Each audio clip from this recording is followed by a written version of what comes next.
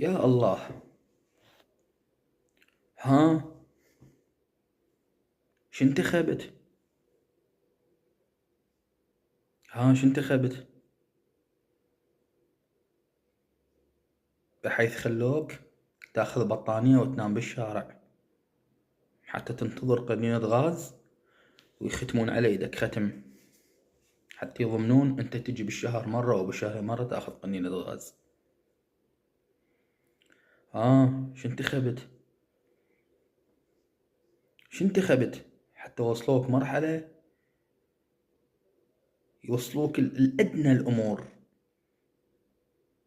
لا بالدول المتحضرة ولا بالدول المتخلفة ولا بالدول النائية ولا بالدول مو نائية. مرحلة المواطن يقاطع الطماطة مال بلده. ها، شنتخبت؟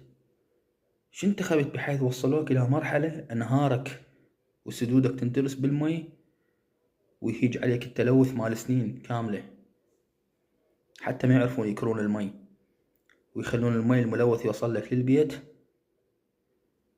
ويقطعوه عنك وما تلقى مي تشطف. ها، شنتخبت؟ ايش رايدين منك احنا؟ ما رايدين منك شي. انتخب اوادم، تروح تنتخب لي على مود وليمة، تنتخب لي على مود تطلع وقفة على مود نص ربع دجاجة،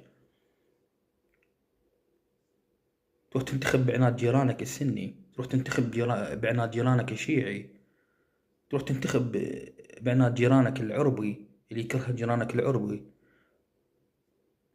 والعربي يروح ينتخب بعناد الكردي، يشوف الكردي جيرانه يضوج من ياهو يروح ينتخب بعكسه. تنتخب على مود 25,000 و50,000، لا والله وصلت ل10,000 دينار. هيج الدناءة وصلت.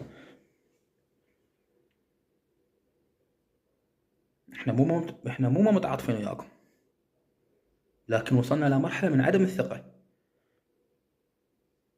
بحيث من نشوفكم تستحولون أرواحكم على مود 1000 دينار بيوم الانتخابات ما نثق بيكم.